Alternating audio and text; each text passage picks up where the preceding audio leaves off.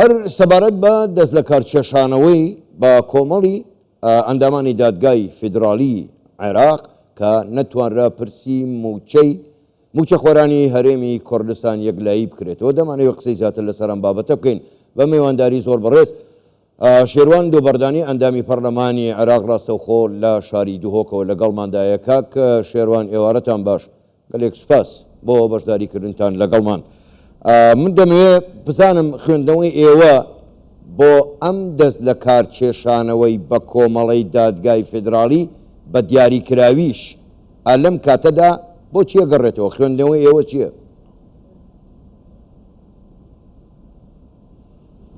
بەڵێ زۆر سوپاس، سەلاو ڕێز بۆ جەنابەت و بۆ بینێرانی خۆشەویست. وا دیارە دووسێ بابەتی گرنگ هەیە. ئەو ململانێک زۆر چڕ هەیە بینی سەرۆکی ئەنجومەنی دادگای باڵا بەڕێز فایق زێدان دەگەل بەڕێز سەرۆک دادگای فدرالی جاسم عومەیر کە ئەو ماوەی کە چەندین بریاری دادگای فدرالی کە فەرمانەکەی دیارە لە دەستور هاتێکە ئەو بریارەکانە مولزەم و باتە. سەرۆک دادگای تەمیزی عێراق دیارە بەڕێز فایق زێدانە کە پێچی چەند ڕۆژێکە لە بابەتی خاننشینی مدیر عامەکان کە لە مادەی 58 کە گوتی ئەو مادەیە مادەیشی دستوریە دوید بەردەوام بیت کە ئەو امتیازەکانی کە لە بۆ مدیر عام هەیە. هەستا پێشی دو ڕۆژە دادگای فدرای بریاریکەی دی لە بەرامبەری گوتی ئەو بریارێکی دستوریە نییە. ئەو کێشەیە بینی هەردوو سەرۆک دووەمین یعنی باڵای دادگای لە عێراق ئەکید لەسەر بابەتی خۆر عەبدڵاش ئەوەشێک لە کێشەکانی کە هەیە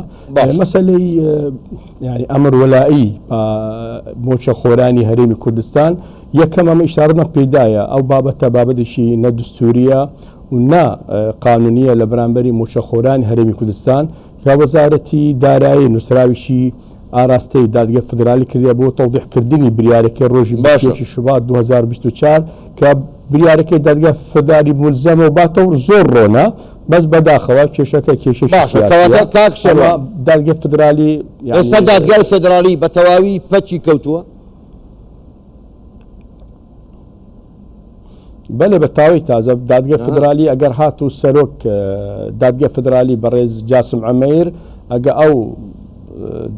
استقالەکانی کە بڕێزان ئەو نوێ تەقدیمیان کردووە واژوو لە سەری بکات و بە تاکید هەڵوەشانەوەی دادگای فدرالی ئەو بریارەکانی کە ماوە لە بەردەمی خۆر عەبدڵا بێت مەسەلەی سکاڵی هەندێک فەرمانبەران بیت یان تەوزیحکردنی وەزارەتی دارایی بۆ موچە خۆران بە تاکیدەوە تازە کاتی زۆر پیرۆسی پێ هەتا دووبارە پەرلەمان بێتەوە لە پشت و خلاص بیت و کۆبوونە بگرێت و دوایێ هەندێک کەس دیکە تەرشیح بکاندید بکرێت بۆ قازیەکان و ئەو توافقاتی سیاسی ئەو پشکە زۆر باش محاسەساتی حزبی هەیە بە تاکیدە و کێشەیە دوور دەکات. ینی کەواتە بە کورت و کرمانجەکەی خۆمان دادگای فدرالی وەکو شیردا بۆ داپیردای لێ هاتەوە. بەڵام پرسیاریشکە دێتە پێشەوە ئەوەیە ئایا دادگای فدرالی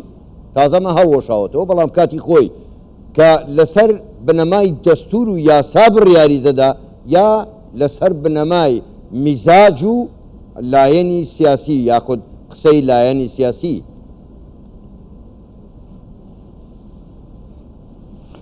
ئەمە لەبیر نەکەین ڕۆژی حفدەی لەمان کە ئەو نسراوەکەی ئاراستەی هاوپەیمانی بەڕێوەبردننی دەوڵەت ئەتیلافی دارتە دەولە و دەگەل هەرسێ سەرۆکایەتی ئەنجومەنی وەزیران و پەرلەمان و کۆماری کردووە کە داوای کۆبوونەوەی کردەوە وەلامی ئەوڕۆ کە سەرۆک پەرلەمان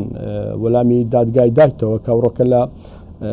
لە دەستور هاتووە کە دادگای لە عێراق سەر بەخۆیە کەس دەسەڵاتی نییە ئیلا یاسا نەبیت. ئەوە شێک لە کێشەکانی کە بینی هەردوو سەرۆک دادگای ئەنجومەن و دادگای فدرالی دیارە لە دوای 2005 کە دستور لە عێراق دانراوە عێراقی فدرالی و عێراقیشی دیموکراتی زۆرینەی بریارەکانی کەمە دیتمان بە حقیقەت بریارەکانیش زۆرینەی بریارێکی سیاسیە یان بریارێکی بەزاجیە وەکو بریارەکانی وەزارەتی دارایی یان هەندێک وەزارێکە لە بەرامبەر حکوومەتی هەرێم کاتی هەربژاردننی پەرلەمانی کوردستان کە دیتمان دادگای فدرالی دەسەڵاتەکەی خۆی نەبوو کە کوردستان بکاتە چوار بازنە یان کۆتەکە هەڵبژێنێتەوە یان هەستا کۆمیسیۆنی لغا کرد ئەوان هیچ دەسەڵاتی دادگای فدرالی نییە بەس بەداخەوە دادگای فدرالی وەکو فشارێک وەکو بیانێک لە دەستی هەندێک لایانی سیاسیە بەکاردێن هەر کاتی پێویستیان نەبیت لەگەڵ ئەو مادەکانی کە لە دستور هەیە مەزانی زیاتر لە 50 مادە دستوری هەیە هەتا ئێستا جێبەجێیان نەکردیە لەبەر لایانی سیاسی ڕێکەوتن لەسەری نەکرایە بابەتی موچێ فەرمانبەرانیش یەک لەو کێشەکانی سیاسیە ئەوڕۆکە دوای کە لە مالی خوا گەڕانەوە ئەندامەکانی 4-5 کە لەوێ بوون یەک دوو برادەر بەڕێ جاسم عمێریان دیتو بوو گفتۆکریابی ئەو چاوڕێ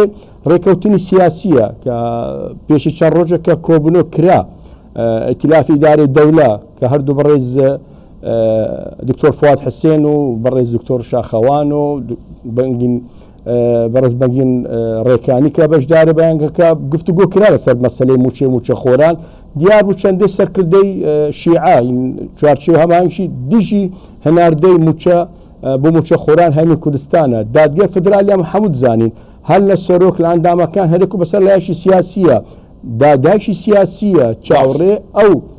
ئەتیلافی ئیدارەی دەکات کە کۆبوونەکە ئەو ڕێکەوتن دەکرێت لەسەر ئەو ڕێکەوتنە دادگای فدرالیش بریارەکان خۆی دات و ئەنجومەن وەزیران و ئەنجومەن نوێران هەموو چاوڕێ ئەو سەرکردەی عێراقن کە لە شیعە و لە کورد دەسووکە پێکاتینە لە ئەتیلافی بەڕێوەبردنی دەوڵە ئەوان بریاری سیاسی و غێری سیاسی لە عێراق دەدەن باش کاکە شێروان یعنی کەواتە پێت وانە ئەم دەست لە کارکێشانەوەیە سیناریۆیەکی سیاسی پێشوەختە داڕێژراو بووە بۆ ئەوەی ئەو بڕیارە وەلایە دەرنەچێت لەوێەوە بۆ پێدانی موچە خۆرانی هەرێمی کوردستان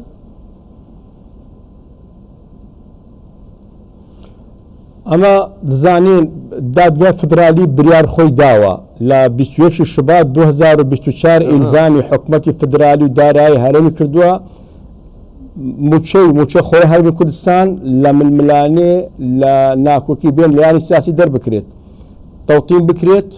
موچە خۆران موچیان وەکو فەرمانبەرانی عێراق خۆل بگرێت دادگای فدرالی ئەو ڕۆکە لە بن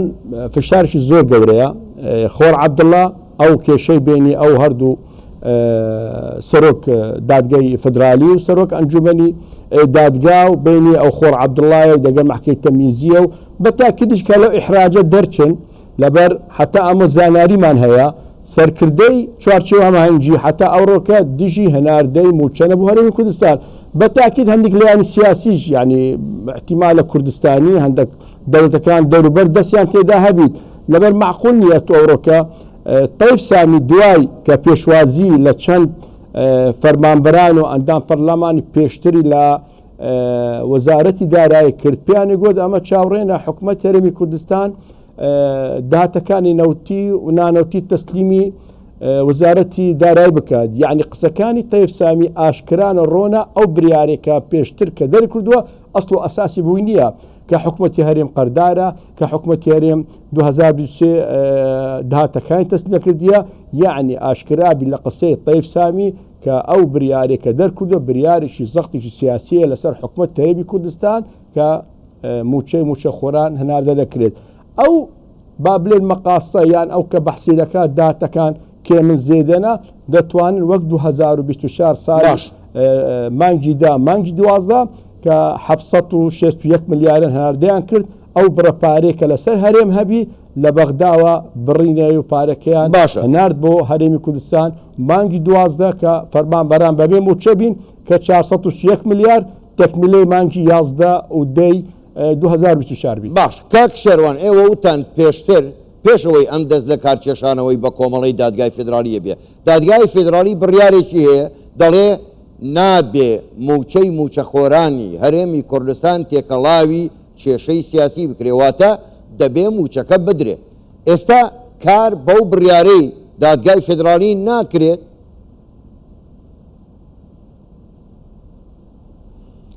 لە ناحیەی قانونی ناحیە دستوری دەبێت بەلێ ملزەم و بات هەستا وەزارەتی دارایی نووسراوێکی ئاراستە محکەمەی کردیە گوتی لۆمان ڕۆم بکەوە ئەو بریارە دادگای فدرالی ئەو ڕۆژی 21 شوبات 2025 ڕۆن نییە لەکن وەزارەت تەمان ئەو یەکەم جارە لەسەر ئاستی عێراق یان احتیمال لەسەر ئاستی جیهان دادگەیەکی فدرالی دستوری بریار بدات و لە دستور هاتێک کە بریارەکانی تەواوە ڕۆنە ملزەمە باتە بۆ هەموو مؤسساتی دەولەت یەک لە وەزارەکان بێت بم ڕۆنکەوە ئەوە تەمان یەکەم جارەوە بکرێت هەر لە عێراقش بکرێت لەگەر بکرێت ئەوە هەموو بیانۆیە دژی حکومەت تێرێم و موچە خۆرانە چەندی کێشە هەبیت بینی حکومەتی هەرێمیان بینی بەغداد ئەمە کە لە بەغداد بوون پێشی ئەو بریارە ڕۆژی چوارشەم وەزیری دارایی ڕۆژی دووشەممە و سێشەمە کۆتایی بە وردبینی هات لای وەزارەتی دارایی گوتی کێشەن لیستەکان تەواوە ئەمە حتا ئەو پێنجشەمە موچە خۆرانی عێراق تەواو دەکەن هەفتەی دابێت دەست بە تەمویل کردین وەزارەت دارایی هەرێم دەکەن بەداخەوە هەمووان شۆک بین کە ڕۆژی چوارشەم ئەو نووسراوی لای تەیف سامووە تەیف سامی بریارێک لە بۆی هات بریارێکی سیاسی کە ئەو بریارە دەیکە موچە لە بۆ هەرێمی کوردستان ناردنەکەی زۆر باشە زۆر بەڕێز شێروان دوو بەردانی ئەندامی پەرلەمانی عێراق ڕاستەوخۆ لە شاری دووەکە و لەگەڵما بووی سپاس بۆ بەشداریکردنتان لەگەڵمان.